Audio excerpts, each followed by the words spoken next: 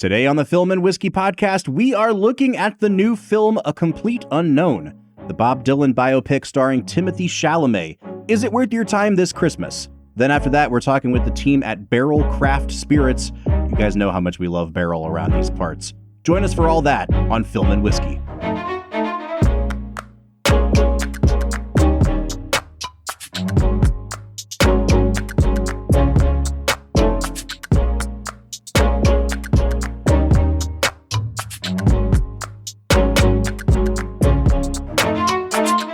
Welcome into the Film and Whiskey podcast. I'm Bob Book, and I am flying solo, at least for this part of the podcast, because I'm going to be talking about a new movie today. Folks, as you know, I am an official, member of the media here in greater Cleveland, Ohio. I get to go see some of these movies when they have press screenings. I'm not important enough yet to get screeners sent to me in the mail or digitally, but I make the trek to a theater to watch a free movie every now and then, and I do it for you.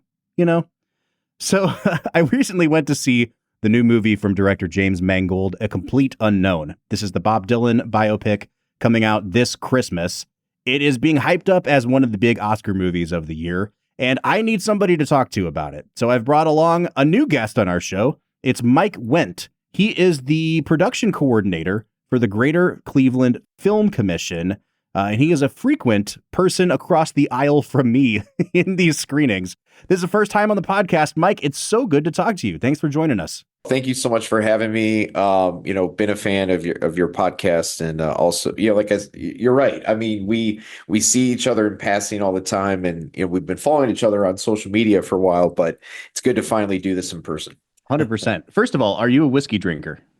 I'm on like a certain medication where I can't really drink as much currently, but hopefully I get the thumbs up and I can get back to Well, I was going to say, I don't know how lenient they are in our screenings, but I need to just start bringing you small bottles of stuff to drink while we're watching these movies. I mean, some of them to get through them, we do need that little boost. Unfortunately, or fortunately, not for this one, I would say, but.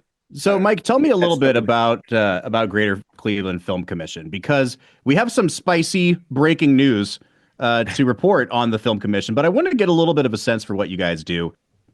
Yeah, so the Greater Cleveland Film Commission, we're a nonprofit, and our main goal is to help attract film and television projects come to Cleveland, and hopefully get people who work in the industry locally jobs on those projects.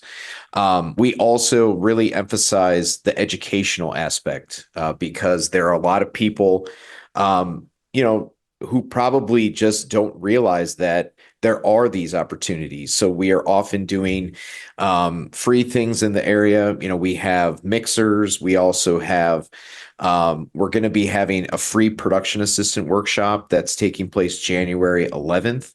It's going to be taught by a man named Kokai Empa, and he's worked with so many different big name directors in the locations department.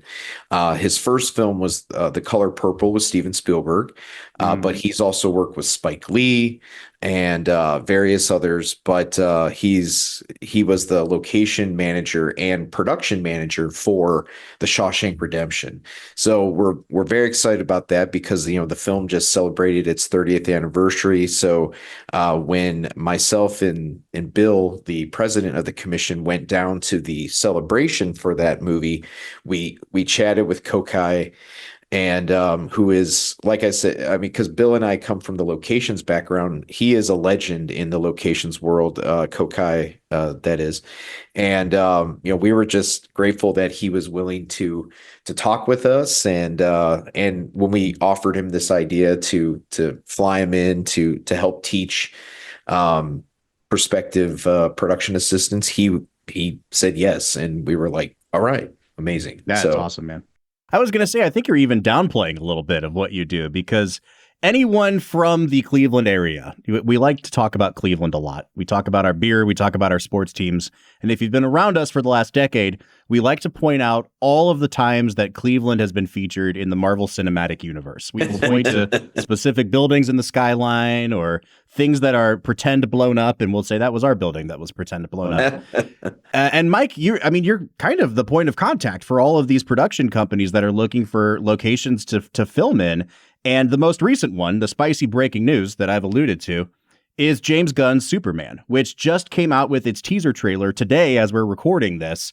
And I have already seen Twitter threads of Clevelanders circling buildings and locations. Progressive Field is featured pretty prominently. The arcade is featured pretty prominently. Yeah. Tell us a little bit about that experience of just doing scouting and what ended up being, as I recall, a much longer shoot in Cleveland than they had originally intended because they found so many places to film. Absolutely. Yeah. A big part of my job is to scout for productions or be one of the first lines of communication when a film is thinking about shooting here. And Superman was almost a little over a year's worth of work before they even started rolling cameras. We got an inkling that they were interested. So we provided some initial photos just of our downtown, and a big ace in the hole for that movie. The one of the executive producers was the assistant director on Avengers and Captain America: The Winter Soldier. So he very familiar with Cleveland. His name's Lars Winter, and he was kind of letting Mr. Gunn know what Cleveland can offer. And yes, I don't know about NDAs, like what I can say or what I can't say, but there were times where it looked like, okay, it's going to be here for a couple days, and then it ballooned to like much longer, and then it eventually became they were here for about 5-ish weeks of filming, and also like lots of prep before that. So whenever we can have a film like that can really showcase what Cleveland can do, is like, we're so excited about it. But also just the fact that Superman was created here, by two Clevelanders, and the fact that none of the other films ever shot here.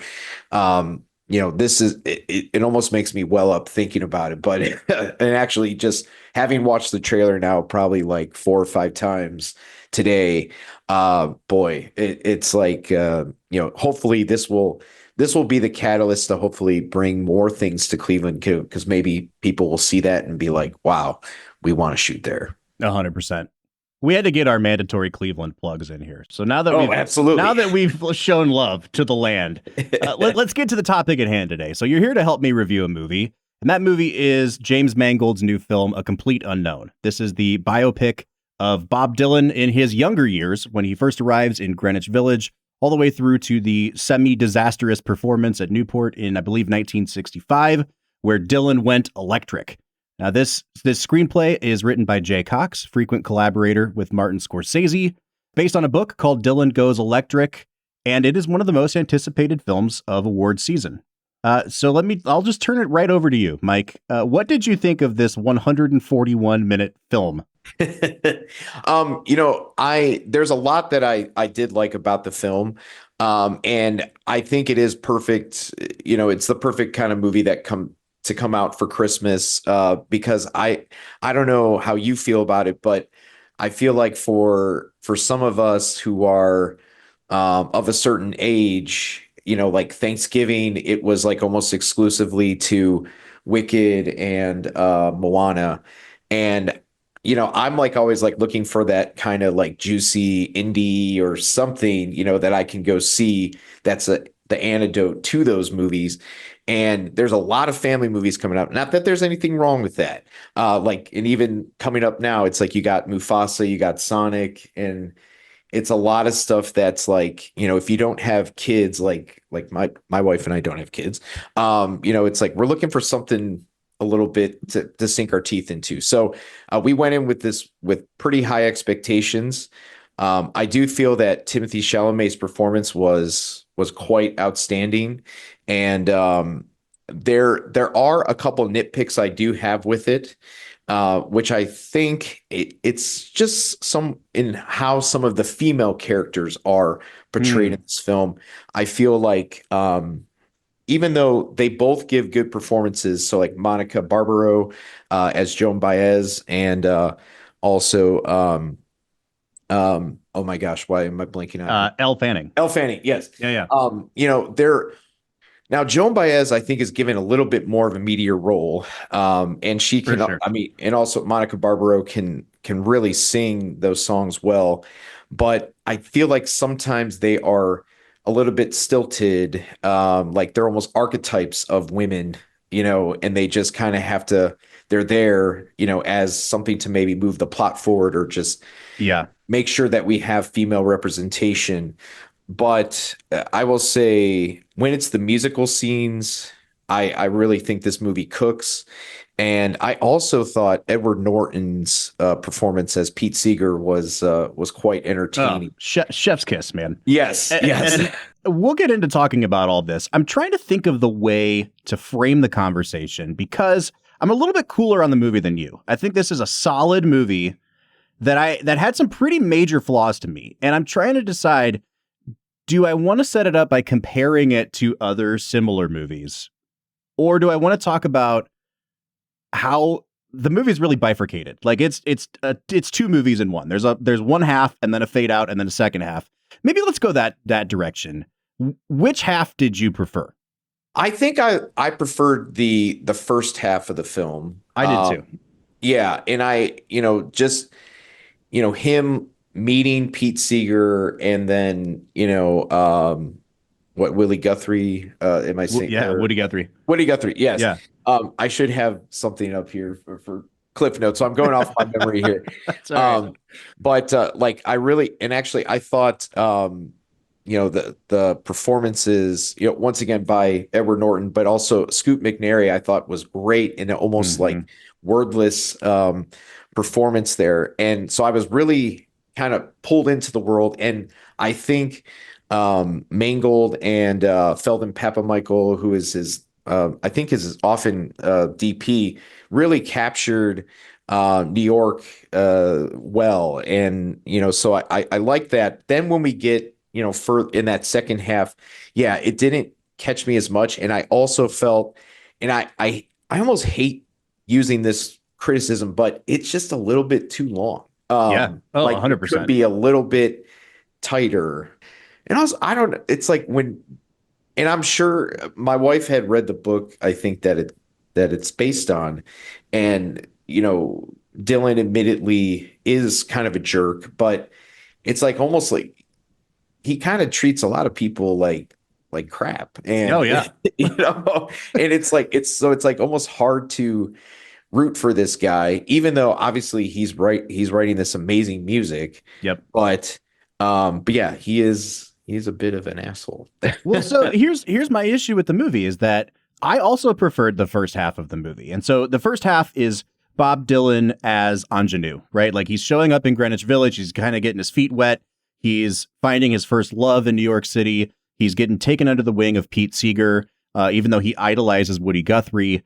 And he's making his bones in Greenwich Village. And then there's a fade out, and it's only a period of 3 to 6 months, but Dylan has exploded to international superstardom. And so it fades back up on 1965, and now you've got Sunglasses Dylan. And it's, there's a great shot right when that second half starts where he's just walking down the street past all the locations you've seen in the first part of the movie, and they've all been filled with Dylan copycats. And he's super jaded. He doesn't want to be there anymore. My issue with the movie is that the Dylan Goes Electric storyline is what this is based on. But that's only the second half of the movie. And so the first half of the movie really doesn't have a story. It only exists to serve setting up some of these relationships that are going to be in tension in the second part of the movie. And yet I preferred that part of the movie. I preferred the plotless part of the movie to the part that actually had a plot. And I think that that's kind of a fatal flaw with this movie a little bit, is like, I just liked hanging out with this guy in Greenwich Village. And now you're kind of forcing this other story upon us as an audience that is just kind of inherently less compelling or less interesting to me, even though there's meatier drama. I've had a hard time kind of trying to disentangle why I feel this way, because usually if a part of the movie doesn't have a story, I'm like checked out. But that part caught me more than the second half did. No, I tend to agree here, and I know my wife and I had a long conversation on the ride home from it. Was like that there was we just felt there was something missing to make it like feel great about it. Yeah. Like because I was ready to go in and say like this is the best movie of the year or something like that. And I think that's what I always hope for towards the end of the year is seeing that one movie that really blows you away, and that's the one that's the definitive. So yeah, there were I think there was kind of just it made who knows I'm curious like how the process was with Jay Cox and Mangold. Like, was it Jay Cox had like a full version, or did they actually collaborate on it? Because sometimes writing credits can be misleading or interesting. Sometimes for sure. But I will say one of the parts that I really did like is when he gets the kind of pen pal relationship with Johnny Cash, like, and I feel like Hoyt Halbrook, I think is his name, portrays, or Boyd, is it Boyd? Boyd Holbrook. Okay, yeah, yes. We'll get there, man. It's all right. You just have to edit my whole segment out. No, yeah, you're fine.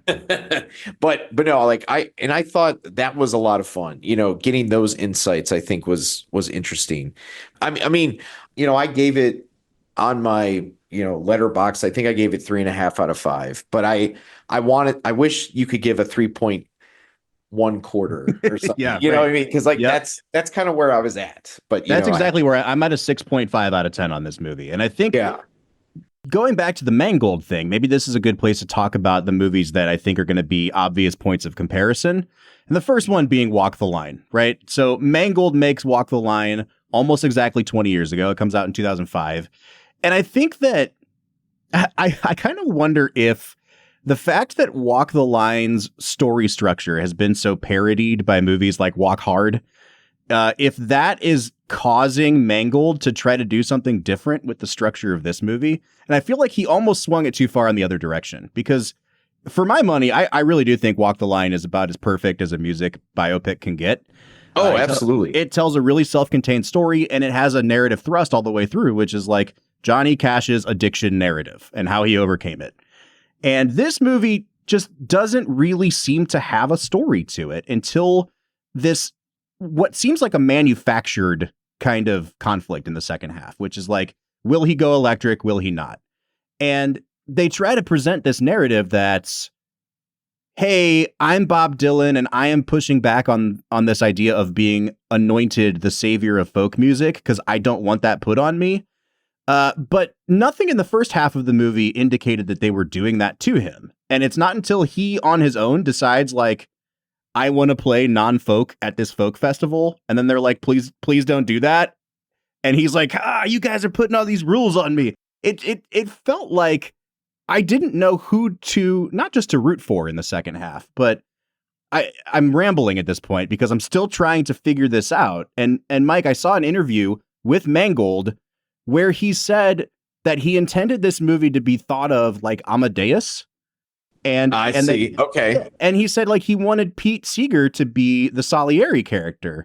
And I'm like, my guy, if that was your intention, then I think this is, you didn't get it like, it's not successful, because throughout the film, Edward Norton, to your point, as Pete Seeger, I think might be the best performance in the film. And he is probably the only real sympathetic character. Like, we sympathize with him throughout the movie, even as he's trying to talk Dylan down off the ledge at the end of the film. And so I can't see him as a villain and Dylan as a hero when it seems like Dylan brought all this upon himself.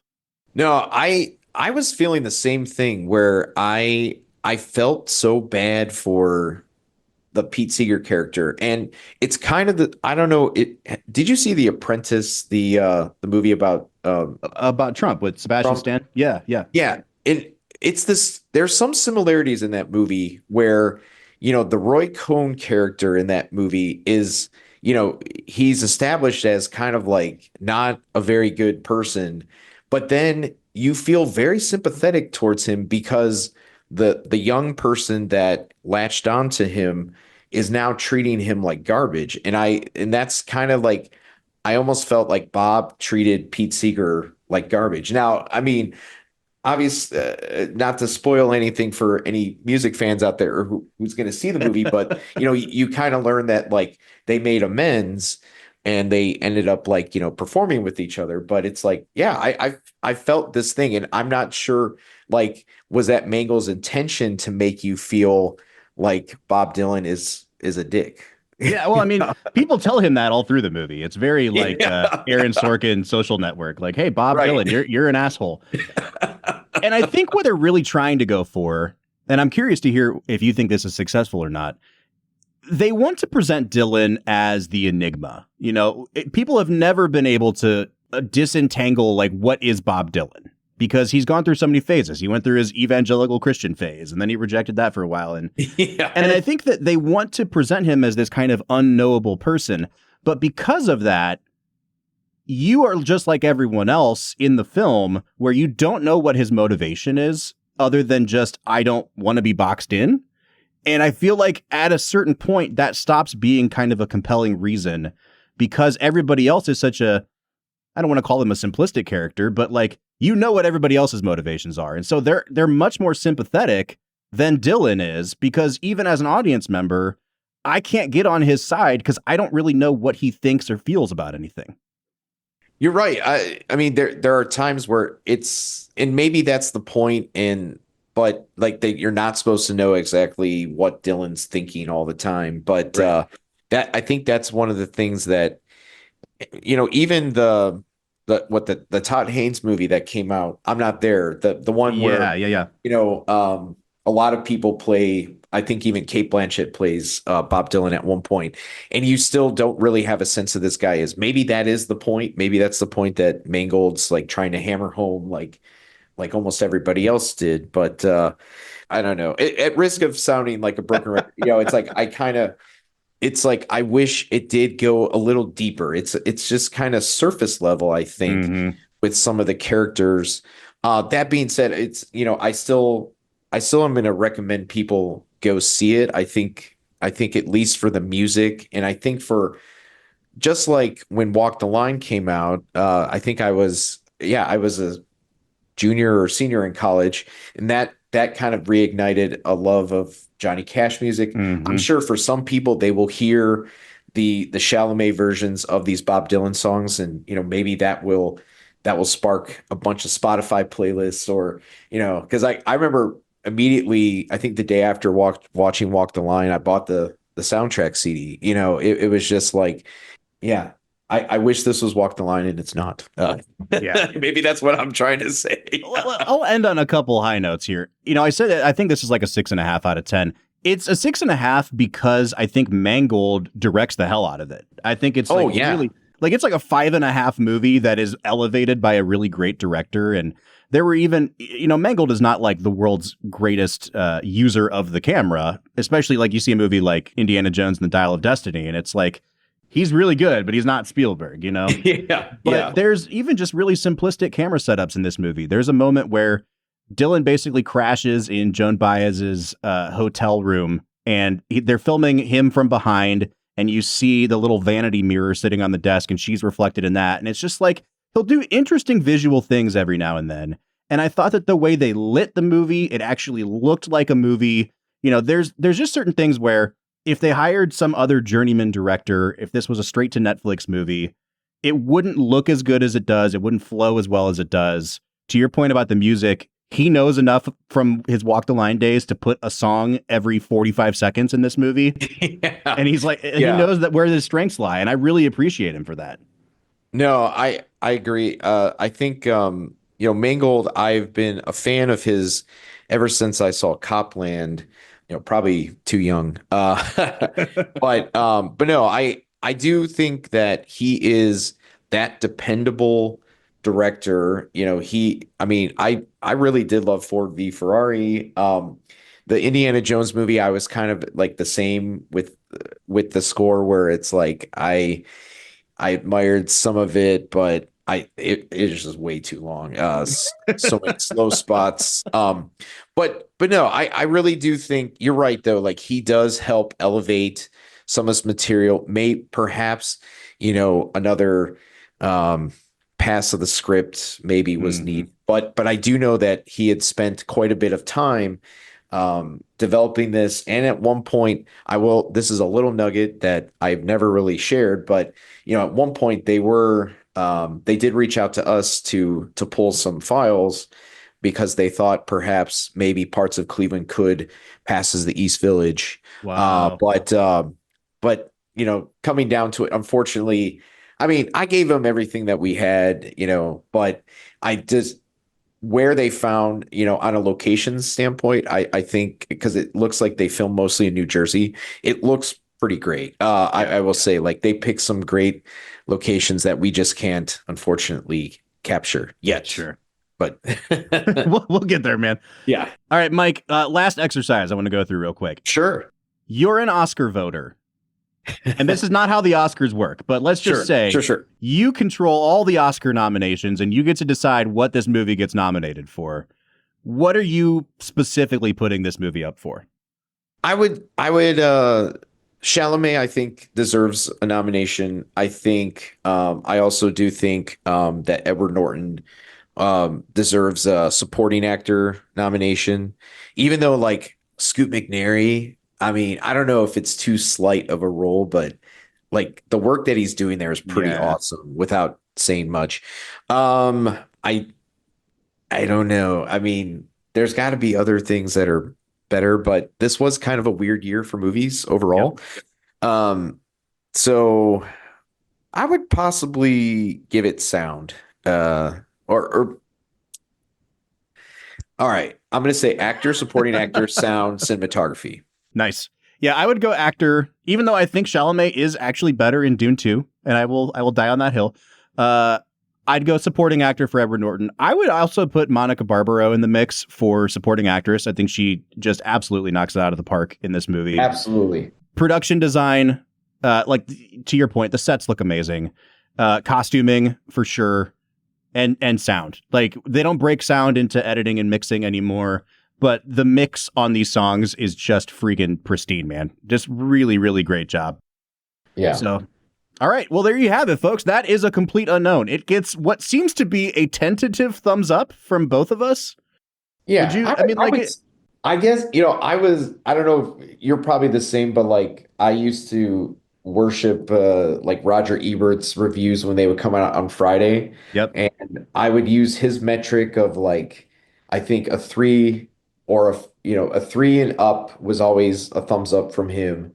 So Hmm. I would give this, if I had to rank it out of a four, I would give it a 3 out of 4, but a low 3 out of 4, if that Yeah. makes sense. Yeah, this for me, this is like a perfect 2.5 star movie. But Yeah. like the craft behind it is so good that you're gonna have a good time at the movies if you go see it. So Yeah, and I think once again, like it's an option for adults. Like if for the holidays, if like you have some family and there's not a lot of like younger kids, I think this is the one to maybe take grandma, grandpa, yeah, or mom and dad. One of those. It's just at least something that's not aimed at 5-year-olds. well, Mike, where can we find you? I haven't even had a chance to plug your podcast yet, so tell us a little bit about that and where we can find you on social media. Absolutely. So yeah, I co-host a podcast with my pal Aaron Spears. It's called Watch Challenge. So basically the format of that is like we will pick a specific genre or something, and then we'll watch 3 movies. And we won't reveal anything to each other until we record it. So for one of the episodes that's coming up is the hidden gems of 2024. So we selected 3 films that we think were underappreciated, but then we also sometimes we'll just pick a year and we'll watch a couple movies from that year. So, but you can also find me on Instagram at End Mike, ENDMIKE. I made a documentary several years ago about the old radio station 1079 The End. So a lot of my social medias will always have end in the in the handles. Oh, and clevelandfilm.com if you ever have any questions about filmmaking in Cleveland. But yeah, thank you so much for having me. This has been great. All right, we'll be back after the break talking with the team behind Barrell Craft Spirits. Join us then. Thanks again, Mike.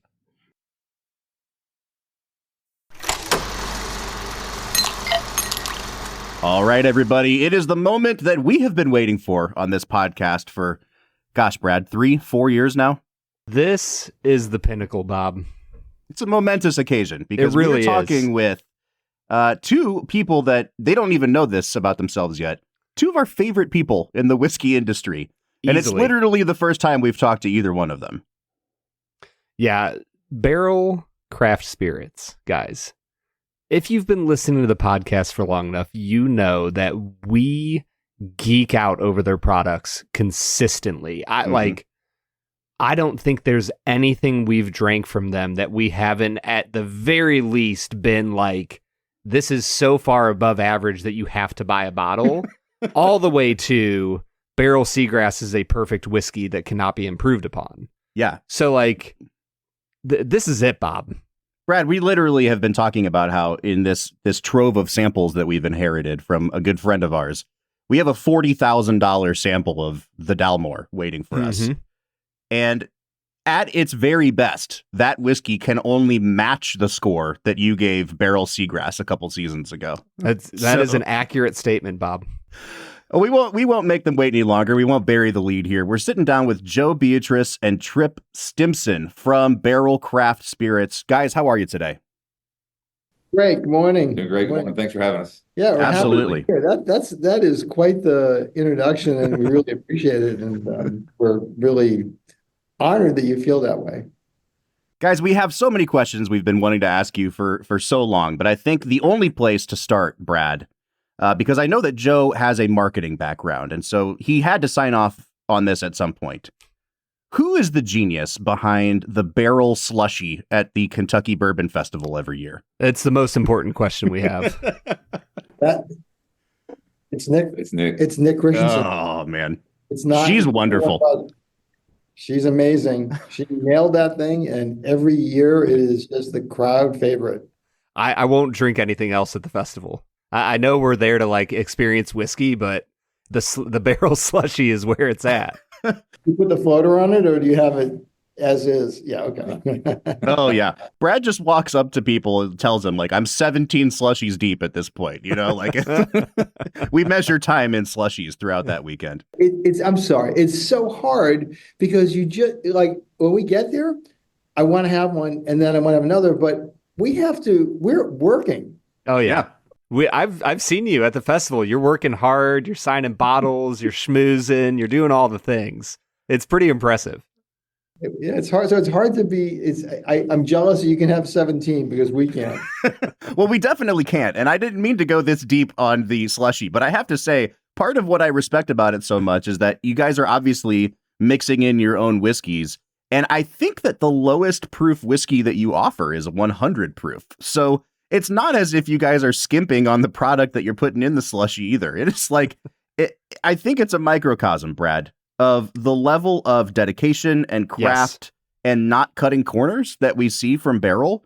Yeah. And so thank you, Barrell Slushy, for providing us the perfect entry point into this conversation today. Guys, I'm curious if you can give us just the briefest or the most 30,000-foot overview of the history, the establishment of the brand. Because when we first started trying you're still considered kind of a new player in the game, but you'd already accumulated probably 5 years of accolades and recognition and respect in the industry. And so it felt to us like, here's a brand that has really quickly carved out its own niche that feels like it's punching above its weight a little bit in the industry. And we've always been so curious about, how are you able to so rapidly make that ascent? I'll start, and then you can pick up. Okay. Well, the inception of the company, and we talk about it, is all true. It started out. I was my wife Janet and I were up at a distillery, and I had some experience in spirits marketing and advertising for many years, and I was thinking about new things to do, and had this moment of revelation when it was like, why don't we build a distillery? Where we were up at Hudson. We're at Hudson, and it's a beautiful spot, and it was really cool, and it was fun. And I said, they're like, why don't we do this? We can do this. We can make a product. So I knew I wanted to do something so I wanted to do something in the spirits business, and it took me exactly 1 week of going on. So first I got the okay. I got the nod from the home office. We're doing it. Okay, this is good. It took me 1 week to figure out that I did not want to build a distillery. And it was for all the reasons that we talk about and that people know.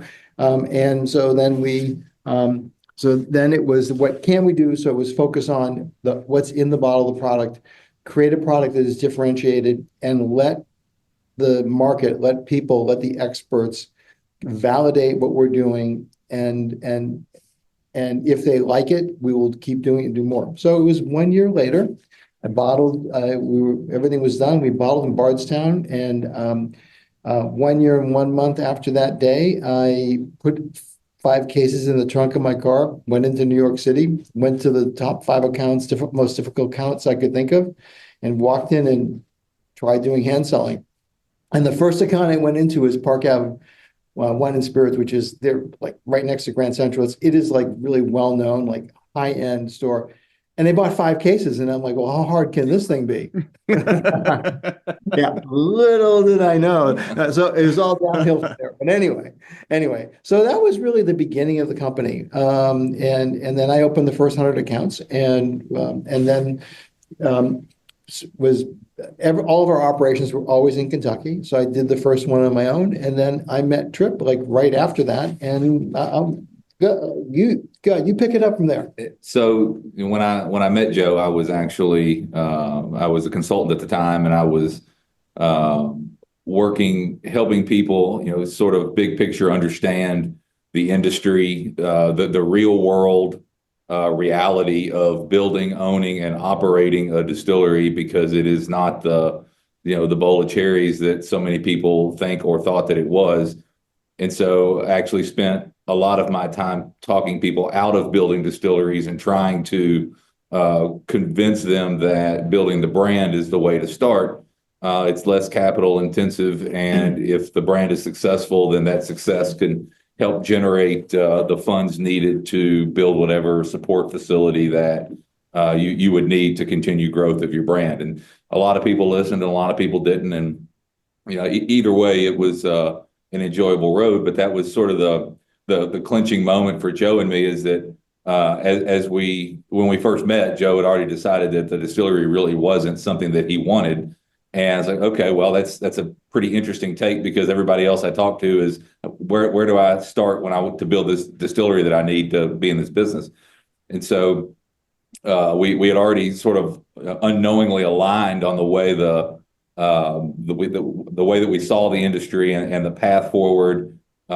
Instead of doing the distillery to create all of the different types of whiskeys that we wanted to, we decided to leverage whiskeys that were already available in the different markets, and find ways to build unique complexities and finished products, and offer those through the brand.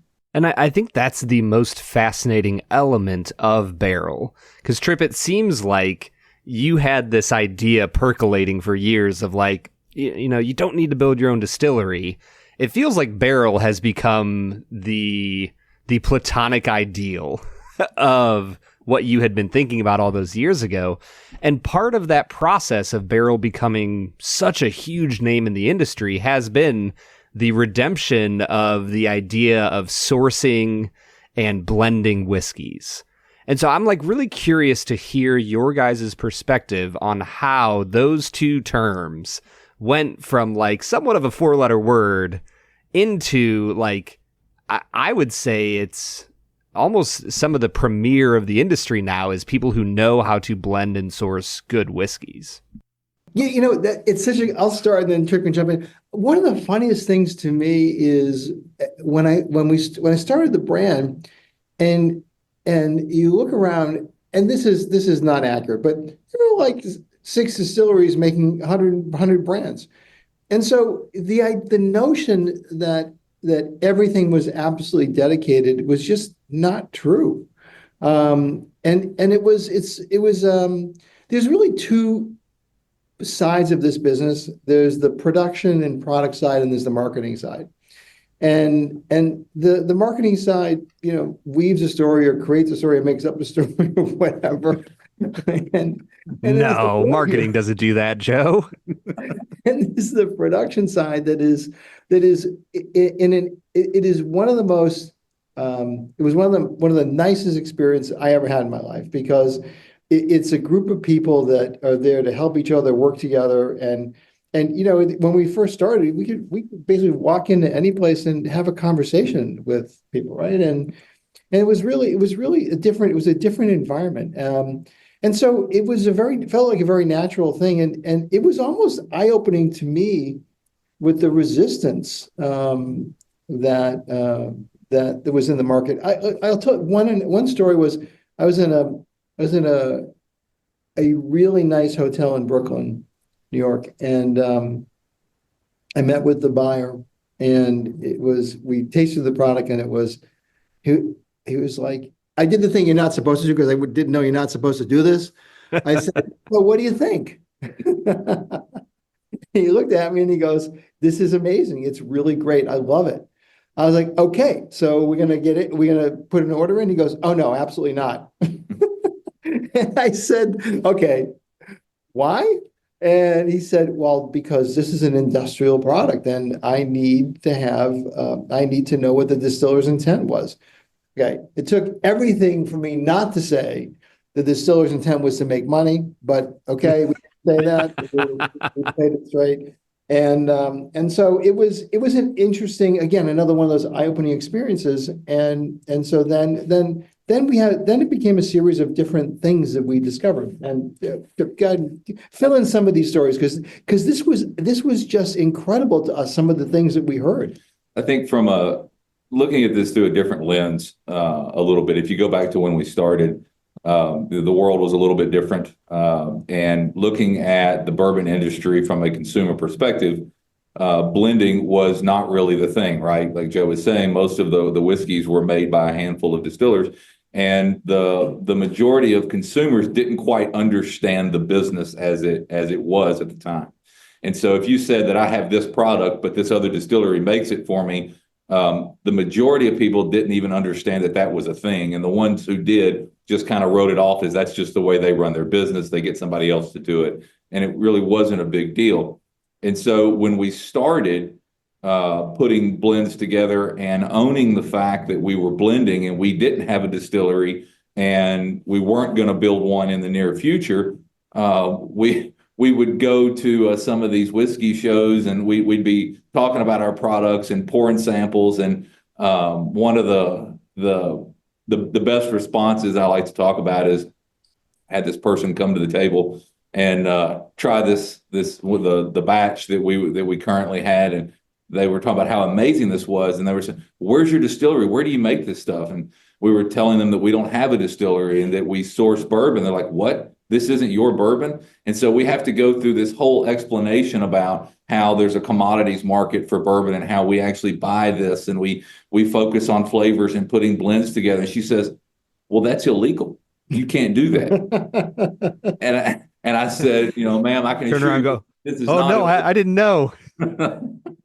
Yeah, thanks for cluing me in here. We'll do something else now. No, but it just goes to show that it was not clear to the industry. It was not clear to the consumer that all of these things were possibilities. And so what Joe and I decided early on is that we want to be as honest and transparent about everything that we're doing and try to shed some light on this process that we're going through. In addition to that, if we are not going to have a distillery, there's only a handful of ways that we can go about finding and utilizing different flavors, right? And so as we're focusing on these products that we're creating and putting in the bottle, we have to be very specific with the qualities of whiskeys that we're looking for, the types of barrels that we're using, the types of finishing casks that we're using, and then how all of those things sort of play together in the same pond, if you will. And so we've worked very hard to be as open and honest about what that looks like and what that process is for us. Mm-hmm. And so that transparency has always been important to us. Even our bottle is a metaphor for transparency. When you look at it, what we want to do is show off and highlight what was in the bottle. And so we've always been as transparent as possible. And even most recently, we're creating what we call derived mash bills, because people ask, what's the mash bill? What's the mash bill? And it was like, this is made up of many, many different ones. So we decided that if we just do the arithmetic, we can come up with what the mash bill is by all the things we put in there and do it. But the other thing I think that really is important to note is if you jump back in time, the sophistication of the consumer, or the whiskey consumer, in 10 years is geometrically advanced. It's skyrocketed. Yeah, the thing that the question we would be answering at the beginning was, what's the char level of the barrel? Like, okay, all right. Yeah. And that was sort of a marketing term, because it's an easy thing to talk about, like, is a char 3 or char 4. And now what we're talking about is this particular barrel that we are using for a further maturation project is compared to this one. And one of the differences, this one was a 3-year-old air-dried stave, and this was a 1-year-old kiln-dried stave, and there are differences. That is the subtlety that we're dealing with at this point. That's how much more sophisticated the market is. Well, if I could kind of go off of that and zoom out a little bit. So my day job is in marketing. So I always like to look at brands like yours try to get my mind around what's the marketing angle here. And I think you guys definitely had an uphill battle, both with what you've been describing as pushback within the industry, but also because, when you're marketing a brand, you're thinking about products versus services. Do we sell a product? Do we sell a service? And I think you guys kind of had to thread the needle between both of those things, because the brand that you're trying to sell to people is, you can trust our product, but it's because we've built your trust in our ability to blend these things. And so you're kind of selling yourself as a service as well. And I think that, you make your bones based on how good those initial few products are, but it becomes, every time I see a bottle of Barrell on the shelf, I'm looking at it and I'm saying, well, I trust these guys. I've never heard of some of these things that they're blending it, or, that they're finishing in. I've never tried Martinique rum, but I trust them at this point because I know that they've knocked it out of the park in the past. Okay, good. There's like 9 questions in there. So let me go back. Let me start with the first one. The marketing of it, from my perspective, is the question becomes, what need are we fulfilling? Yeah. So that's the starting point. And for us, we are dedicated to putting the best possible product we can in that bottle based on whatever ingredients, whatever we call them ingredients. People go like, well, what are your additives? An ingredient to us is a barrel. Like what barrels are we using? And that was and part of that goal, the objective, or standard for me was, you have one chance. We're asking people to make a big commitment when they buy our product, and you have one chance to do it right. And I look, we're all consumers, and I'm cheap. Like, we taste everything, and I go out there, and when I buy something, and pick a number. I don't care if it's $30 or $100, and it is not good or disappointing, okay, granted, I'm the most critical person on the planet, so I can find fault with anything. So I'm the wrong one, but when it's so far off that it's not drinkable, you've lost me as a customer forever. And so that determination in our product is something that drives us. We will not put something in the bottle that we don't think is excellent. You may like one over another, but we're not going to put something in there because we had to make a number. We're not doing that. And then the next question becomes, somebody always asks us, well, what happens with waste? And the fact is, there is no waste. if something is not going the way we want it, it's an ingredient for something else. And we can blend away, or not blend away. We can use it as a modifier to a different blend that we need. It may have something. And I'm kind of wondering, when you guys are not even just formulating blends, but thinking about your own individual kind of product differentiation, right? So you've got your different blends of the bourbon. We tried batch 36 in prep for this interview, but then you've also got your cask finish series. You've got your like seagrass, where you have the entry level seagrass, and then the gold and the silver. And how do you try to make sure that there's kind of cohesiveness throughout all those different verticals and SKUs, but to provide enough differentiation between them as well that people feel like they're getting a good variety of things? A lot of it we just kind of find. So we do lots of experimentation, and we're always very flavor focused. Like everybody says, well, how do you know which flavor profile you're going for? Or, what's the target? And in a lot of ways, there's not really a hard and fast target. And so what we've learned over the years is to sort of be comfortable in the chaos, as I'll say. There's this unknown of the direction that we're going to go with a lot of these things. So we really let the whiskey sort of dictate to us what's missing. And so when we taste some of these things, or we create some of these products or these experiments, we'll taste them and go, man, this is good, but it would be better if it had X, Y, or Z. And so then the next step is go find X, Y, and Z and put it in there and see if it answers the question. And so we go through this process, and really the whiskeys, the different grain bills, the different ages, the different types of coopers that are used, those really build in the differentiation within themselves. And so the whiskeys sort of pull themselves in certain directions that really earmark what those differentiators are, and those tend to be the products that we release. Tripp, I want to ask you this as chief whiskey scientist. So a couple of years ago, we had Jackie Zykan on the show when she was still with Brown-Forman. I don't know if you ever overlapped with her in your days at Brown-Forman, but she was doing the Old Forester 150 blend at that time, which was super premium. They only did, I think, 3 batches of it. And she told us that she physically made that blend on her kitchen counter in a bucket, and which is just incredible to hear. And I'm wondering, just what does the experimentation process look like at Barrell Craft Spirits? And are you guys also using bucket blending technology? Well, so I will say that we don't currently use bucket blending technology, but when it comes to experimentation, we tend to live outside of the proverbial box, let's say, and so we'll take things that traditionally might not sound like they should go together and just answer the question.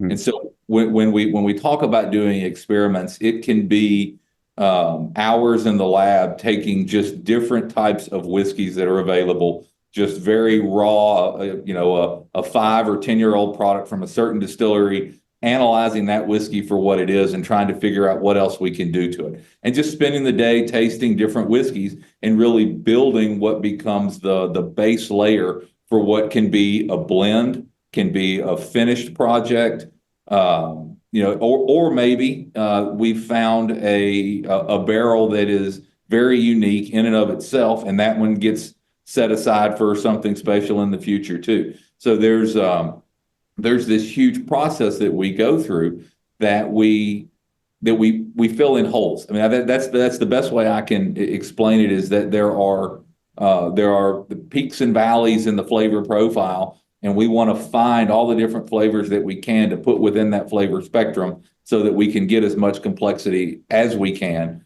but we do it in a stepwise fashion so that we don't overstep certain things.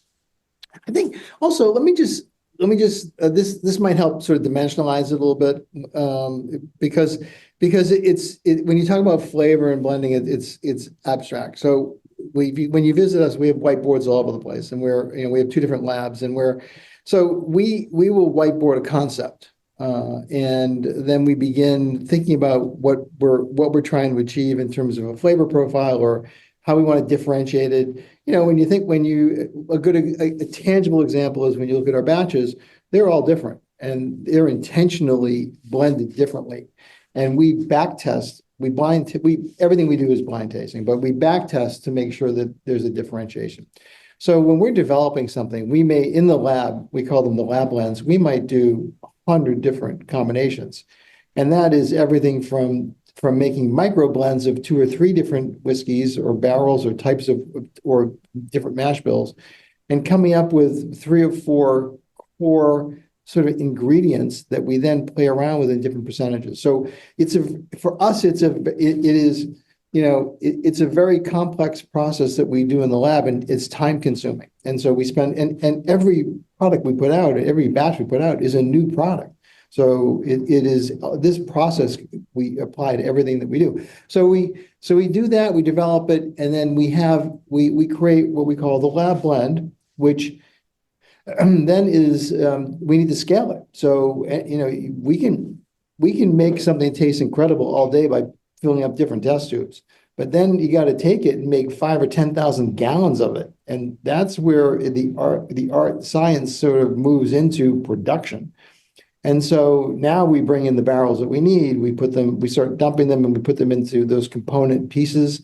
We then start blending, and we do a stepwise fashion blending, because there's still variance in everything that we're doing. And to get to that ideal, we have to take our time and blend those things. So it's a very long, complicated process that we do. And this is what we do when we spend time blending. And it's not 10 or 5 different tasting. This is hundreds of different points of tasting.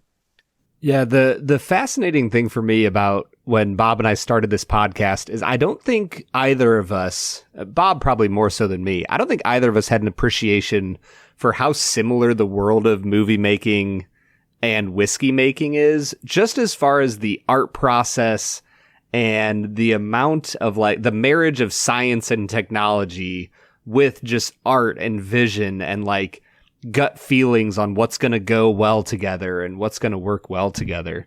I say all of that to just say, I'm curious about your guys' favorite movies. Where are you guys at in the world of cinema? We've had people on here who have talked about Kurosawa films. We've had people on here who talk about Friday with Ice Cube. So where are you guys at on the spectrum? What's a favorite movie or two that you guys just always want to come back to? Okay. I love movies. I worked in the business a little bit, and so I've seen virtually, well, not everything now, but everything that I think was significant from over the course of film history. And so my taste is really eclectic. You mentioned Kurosawa. I could watch Hidden Fortress every day. Oh yeah. But if I had to pick 2, so this is okay. I'll give you 2 for me that maybe sum up my world. I like that. Hobbs and Shaw. Okay, because I am so in on the Fast and Furious. Yeah, that's it. I'm sorry, Fast and Furious 5 is the name of our family group chat, so that's why. And that's why I said it. But so that the Fast and Furious movies and make them. It elevates it up to a whole other level. And with the Samoans fighting the bad guys over the world, it's just there isn't any better to me than that movie. That movie is everything. We watch it a lot. To the other extreme is, to me, I can watch Lost in Translation once a year. Because the existential dimension, the angst in that movie, the cultural differences, just everything about it, with Bill Murray, who should have won the Academy Award that year for that movie, and Sofia Coppola should have won the award for Best Director. That was one of the greatest films ever produced. Yeah, we literally were just talking about it last night. Like Bob and I were discussing. We were talking about Lost in Translation. We were wondering if they've actually copyrighted the for relaxing times, make it Suntory time, and because we need to start inserting that with every single brand we review if it's not copyrighted. So just be prepared for us to put Barrel in that sentence if you need us to. Relaxing time, make it Barrel. Barrel Spirit times. Joe, it's so funny that those are the two films that you brought up, though, because we always try to psychoanalyze our guests based on whatever movie they've picked and tie it to their lives. But I think you've already summed it up for us, man. You're not supposed to tell them that, Bob. Well, they're on our couch now. You know, it's time to dive in, Freudian style. I'm pretty much what you see here. Yeah, man, you said it's eclectic, and I think that's the perfect word for it. We just recorded a review last night of Mad Max Fury Road, a film that I was very concerned that Brad would not like because it is so strong in its aesthetic that you're either going to be all the way on board or all the way out on that movie.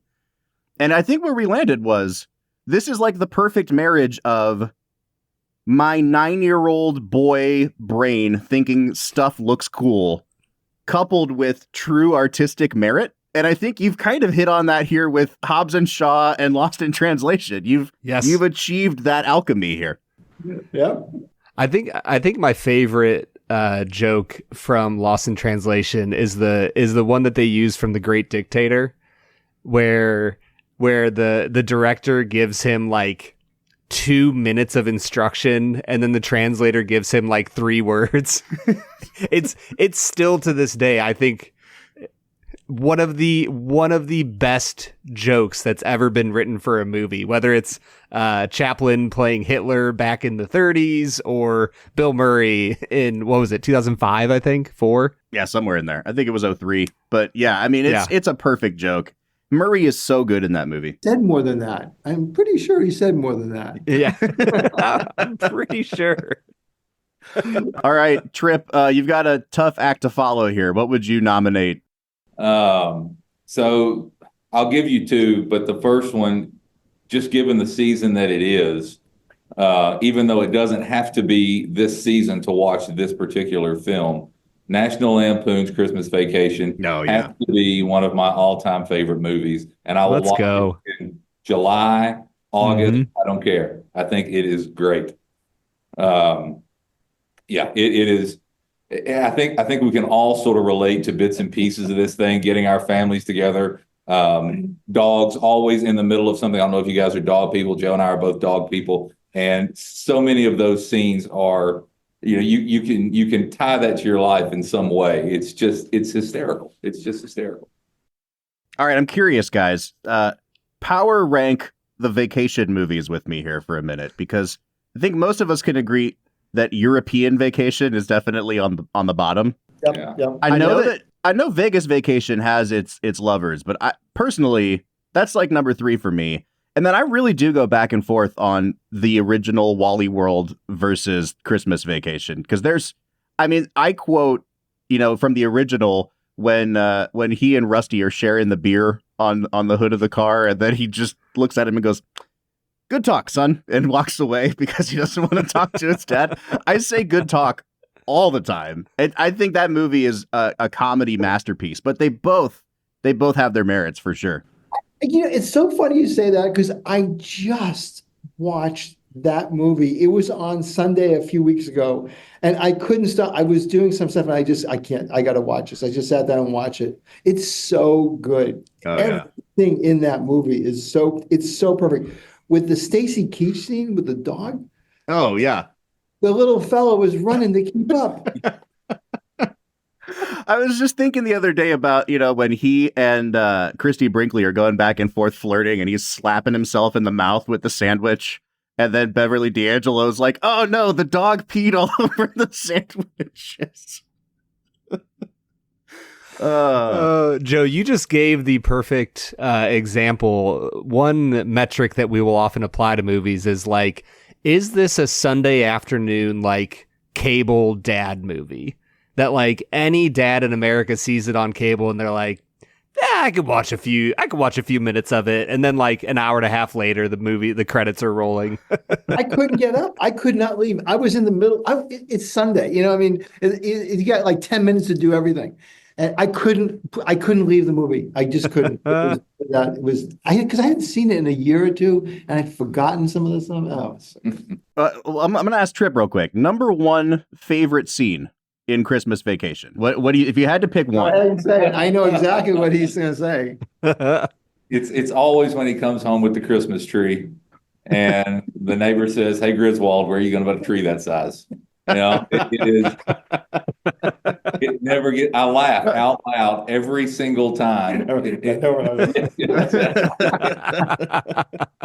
Wasn't talking to you. Well, guys, let's talk really quickly about what's in store for Barrell in the coming months and years for you guys, because, normally I would try to push your Barrell New Year release, which is my favorite time of the year, is when we get a sample of Barrell New Year in the mail. But you guys are so constantly pushing out new product. And, this year, there was a 20-year release. There was a 33-year release. There's so many things that you have so many irons in the fire. I'm just going to throw it over to you. Let's plug it, because I see you holding up a bottle and I'm immediately enticed. They're really two. So we're a company that has a little bit, there's a dichotomy here. So we have the really the innovative lines, the things that we do in smaller releases of that are ongoing. I mean, this was one that we just did. This is and I don't want to spend a lot of time on this one because unfortunately there's no way to get it. It's a single barrel, and this barrel was we reserved a dozen or so barrels from the first Gray Label bourbon that we did. That won, Fred Mick picked as whiskey of the year, and we put it in toasted barrel. So we re-barreled it, put it into a toasted barrel, and we're releasing one of these a year. I mean, this sold out in literally 10 seconds online. But so we're doing more of those things and more interesting things like the toasted seagrass. But this year, our focus is the changing whiskey market. In addition to doing all those sort of interesting, innovative releases, we released the product called Barrell Foundation last year, it's the first time we ever did 100 proof whiskey. It's the only. There's a whole story about we didn't have any water in this place other than drinking water. We had to put in an RO system to produce water for this. And real quickly, when we did the first batch of this, the RO system, of course, was because we're building during COVID, didn't have the part was missing. So we had to buy water from our local water supplier that gives us drinking water. We took all that water, put it into a steel tote, sent it up to Cincinnati to have the reverse osmosis process put in, brought it back down here, and used that water. That water was more expensive per gallon than the whiskey that we used. So that's Barrell Foundation. And then this year we decided, and one of the things about that we really set out to accomplish with this is to have all of our trademark characteristics. So there's layered, there's a lot of different things going on here at 100 proof and at a slightly lower price point because we're conscious of what's going on in the economy, what people want, and so this is there. It satisfies that need. And so this year we took that concept and are going to release, we're just starting to release a double barrel version of Foundation that was for the matured. Here, you talk about this product. You tell them what's in that bottle.